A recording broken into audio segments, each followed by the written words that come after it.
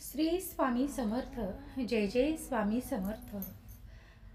देव म्हणतात, बाळा, स्वतःवर विश्वास ठेवा आणि पहा आयुष्य कसं बदलून जातं.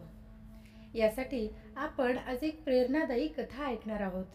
ती तुम्ही शेवटपर्यंत नक्की ऐका. भाग्यवंत ठराल आणि तुमच्या जीवनात आपलं आयुष्य नक्कीच बदललेलं तुम्हाला दिसून येईल. त्यासाठी व्हिडिओ स्किप न करता शेवटपर्यंत पाहत राहा. एक छोटंसं गाव होतं. त्या गावात राहायचा अर्जुन नावाचा मुलगा.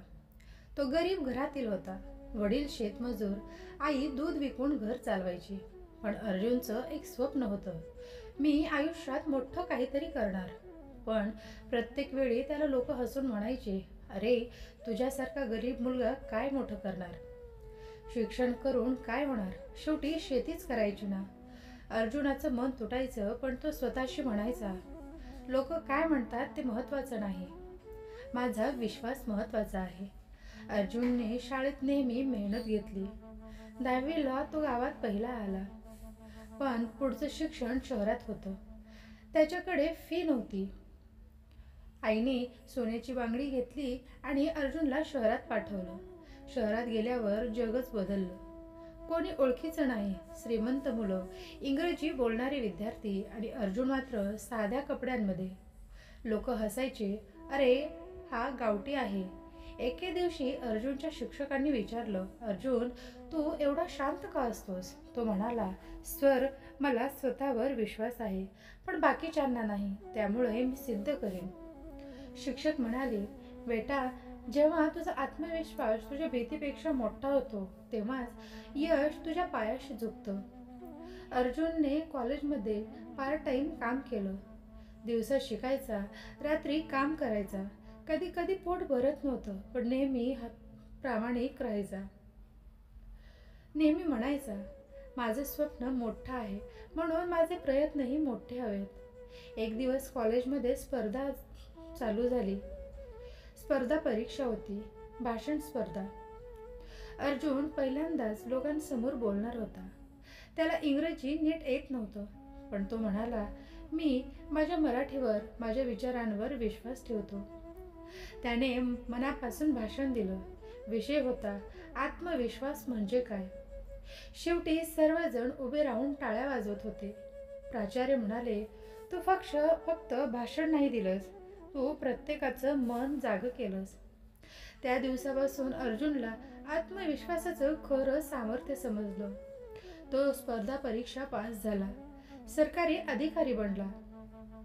गावात परतल्यावर ज्यांनी कधी त्याला कमी लेखलं होतं तेच त्याच्या पायाशी येऊन म्हणाले, अर्जुन, तू खरंच आमच्यासाठी प्रेरणा आहेस.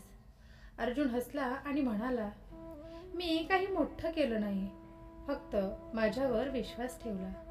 देव प्रत्येकाला संधी देतो, पण आपण स्वतःवर विश्वास ठेवत नाही, हेच आपलं अपयश आहे. देव म्हणतात, आत्मविश्वास म्हणजे आपल्या भीतीला सामोर जाण्याचं धैर्य. आत्मविश्वास असला की परिस्थिती काहीही असो, आपण जिंकतोच. देवावर जितका विश्वास ठेवतो तितकाच स्वतःवर ठेवा. आणि लक्षात ठेवा, स्वतःवर विश्वास ठेवणारा माणूस जगात काहीही साध्य करू शकतो. जर तुम्हाला ही कथा आवडली असेल तर स्वतःवरचा विश्वास पुन्हा एकदा जागा करा. कारण तुमच्या भविष्यात तुमच्या आशीर्वादापेक्षा, आत्मविश्वासापेक्षा दुसरं काही महत्त्वाचं नाही. आणि ही कथा तुमचं भविष्य, तुमचा आत्मविश्वासच उभा करते. देव आपल्याला सांगतो, आपल्याला मिळते त्या गोष्टींमध्ये सुखी राहायचं सोडून आपण आपली तुलना इतरांशी करू लागतो. आपल्याला काही मिळालं की लगेच त्याचा आनंद घ्यायचा सोडून ते कसं वाढेल याचा विचार करत राहतो. वास्तविक पाहता आपली परिस्थिती अनेकांपासून उत्तम असू शकते, पण आपण मात्र आपल्याहून अधिक गोष्टी असलेल्यांशी आपली तुलना करून स्वतःलाच दुःखी करून घेतो. मित्रांनो, तुम्ही जर स्वामी आईवर विश्वास ठेवत असाल तर होय, माझा स्वामी आईवर विश्वास आहे असं टाईप करा आणि आपली उपस्थिती दर्शवा. देव म्हणतात, सुखाचा हवास हा सर्वांनाच असतो. म्हणून कोणाचं तरी बघून तशाच गोष्टी आपल्याला हव्यात म्हणून आहे ते सुख टाकून स्वतःच्या नशिबाला दोष देत बसण्यापेक्षा आपल्याकडे जे आहे त्यातच समाधान मानून जगलं तर आपलं जगणं अधिक समृद्ध होणार नाही का? एक छानसं उदाहरण इथे देता येईल. नेहमी पायी जाणाऱ्या माणसाने एखाद्याला सायकल चालवताना पाहिलं तर त्याला त्या व्यक्तीचा हेवा वाटतो. आपल्याकडेही अशी एखादी सायकल असावी असं त्याला वाटतं. पण त्याच वेळी सायकल असलेली व्यक्ती दुचाकी असलेल्या व्यक्तीचा हेवा करतो. दुचाकीवाली व्यक्ती चारचाकी असलेल्या व्यक्तीचा. सगळ्यात सगळ्यात आपण नेहमी आपल्यापेक्षा उत्तम परिस्थिती असलेल्या व्यक्तीशीच स्वतःची तुलना करतो. कधीतरी खालच्या स्तरावर जाऊन पहा, मग तुम्हाला लक्षात येईल की आपण त्या मानाने कितीतरी नशीबवान आहोत. आज आपण न आवडणाऱ्या अनेक गोष्टी थोडे दिवस वापरून फेकून देतो. कितीतरी टन अन्न रोज वाया घालवतो. आपल्याला मिळते म्हणून आपल्याला त्याचं फार काही वाटत नाही. पण त्याच सर्व गोष्टी मिळाव्यात म्हणून कितीतरी जण रोज ते स्वप्न पाहत असतात. सांगायचा मुद्दा एवढाच की आपल्याकडे जे आहे त्यातच समाधान मानणं महत्त्वाचं. अधिक मिळवण्यासाठी प्रयत्न जरूर करावे, पण मिळालं नाही तर नाराज होता कामा नये. तसं ते थोडं कठीण काम आहे, कारण दिल है की मानता नहीं. पण ही गोष्ट त्याला जमली. ज्याला जमली त्याच्यासारखा सुखी माणूस तोच असतो. मित्रांनो, अजूनही आपलं हे भक्तिमय चॅनल सबस्क्राईब केलं नसेल तर जरूर सबस्क्राईब करा आणि कमेंटमध्ये स्वामी आई मी तुझं बाळ आहे असं टाईप करा. देव म्हणतात, जेव्हा कुणी आंब्याचं झाड लावतो त्या झाडाला फळे लागतात. येथे कदाचित त्या लावणाऱ्या माणसाने त्याची फळे खाल्लेली देखील नसतील आणि कदाचित खाल्ली देखील असतील. मात्र त्याने एक चांगले काम केले. ते मधुर आंब्याचे फळ झाड पुढील पिढीसाठी कोणत्याही कर्माच्या फळाची अपेक्षा न करता लावली. परंतु ज्याने त्या जागेवर कोणते तरी काटेरी झाड लावले असते तर त्यामुळे तुम्हाला, त्याला किंवा तू येणाऱ्या पिढीला काटेच मिळाले असते. ते सतत त्यांना पोहोचत राहिले असते. म्हणजेच तुम्ही जसे रुजवता फळही त्याच प्रकारचे मिळते. देव म्हणतो, कुणाला काही दिल्याचा अहंकार कधीही बाळगू नका, कारण कुणास ठाऊक जे तुम्ही देताय ते कदाचित तुमच्यावर असलेले मागच्या जन्माचे ऋण असू शकते. आयुष्यात कशीही वेळ आली तरी कुणाचीही साथ सोडू नका. कुटुंबाची साथ सोडू नका, कारण सुखामध्ये ते असल्यास कुटुंबाबरोबर दुप्पट होत असते आणि दुःखाच्या वेळी आपण कुटुंबासोबत असाल तर ते सगळ्यांमध्ये वाटून घेऊ शकतात. देव म्हणतात, जीवनात त्याच गोष्टी करण्यात मजा येते जे करताना लोक म्हणतात हे तुला कधीच जमणार नाही. जेव्हा आपण ते करतो, आपण यशस्वी होतो, तेव्हा तीच लोक तुमच्याकडे बघून नेहमी या विचारात असतात की हा मागे कसा येईल आणि तुम्हाला मागे खेचण्यासाठी ते अतोनात प्रयत्न करत राहतात. आयुष्यात खूप संकटे येऊ नये, तुम्ही खंबीर तेव्हा समजून जायचं.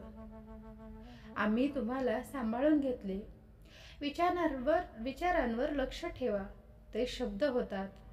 शब्दांवर लक्ष ठेवा, ही कृती पुत्रतात. कृतीवर लक्ष ठेवा, त्या शुभे बनतात आणि संधीवर लक्ष ठेवा.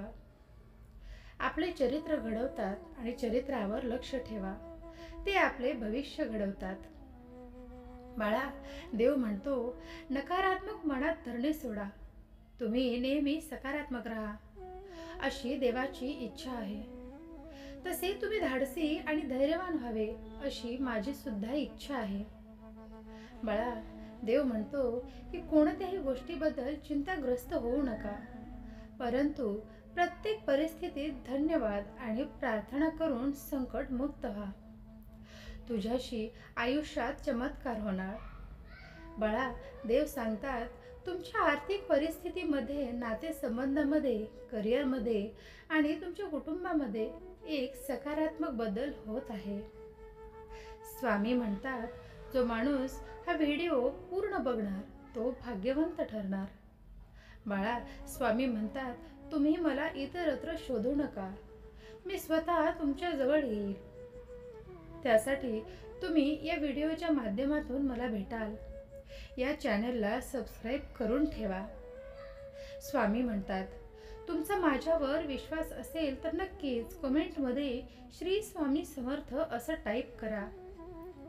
बाळा, देव म्हणतात, कठीण काळात नेहमी स्वतःला सांगा की शर्यत अजून संपलेली नाही, कारण मी अजून जिंकलो नाही. समुद्रातील तुफानी लाटांपेक्षा मनातील वादळे अगदी भयंकर असतात. नेहमी लक्षात ठेवा की लोक उगवत्या सूर्यालाच नमस्कार करतात, मावळत्या सूर्याला करत नाहीत. देव म्हणतात की तू नेहमी लक्षात ठेव, आपल्याला खाली खेचणारी लोक आपल्यापेक्षा खालच्या पायरीवर असतात. यासाठी अतोनात प्रयत्न करत राहा. जे तुम्हाला वेड म्हणतात तरीही काही हरकत नाही, तुम्ही प्रयत्न करत राहा. यश तुमच्या पायाशी लोळण नक्कीच घालेल. तुम्हाला हा व्हिडिओ आवडला असेल तर नक्कीच व्हिडिओला लाईक करा. अशा गरजू लोकांना हा व्हिडिओ नक्की शेअर करा, जेणेकरून त्यांचा सुद्धा गमावलेला आत्मविश्वास पुन्हा जागा होईल. आणि तुम्ही जाता जाता कमेंटमध्ये श्री स्वामी समर्थ नावाचा जयघोष करायला विसरू नका. श्री स्वामी समर्थ. जय जय स्वामी समर्थ. अवधूत चिंतन श्री गुरुदेव दत्त.